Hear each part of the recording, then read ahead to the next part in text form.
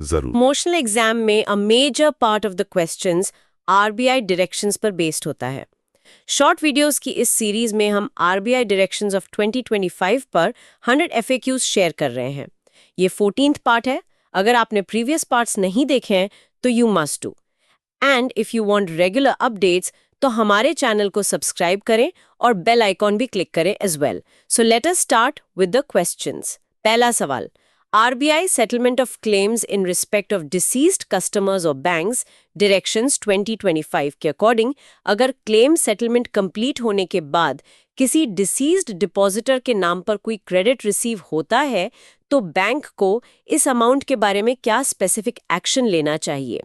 जवाब है, बैंक इसे रेमिटर को अकाउंट होल्डर डिसीज्ड रिमार्क के साथ रिटर्न करेगा and nominees, survivors, legal heirs को इंटीमेट करेगा।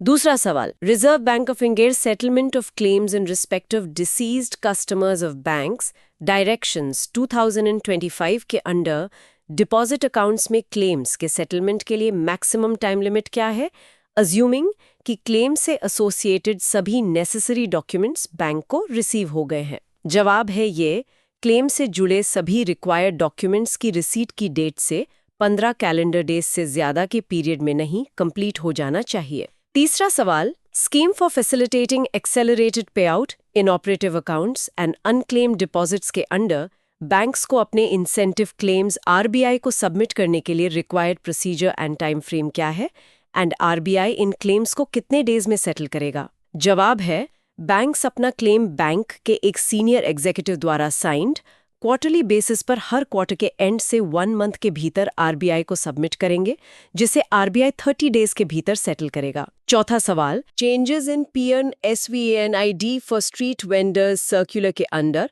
स्ट्रीट वेंडर्स को retail and wholesale digital transactions के लिए प्रोवाइड किए गए मैक्सिमम कैशबैक इंसेंटिव में क्या इन्हांसमेंट किया गया है? जवाब है, इसे अप टू 1200 रुपीज से बढ़ाकर अप टू 1600 रुपीज कर दिया गया है।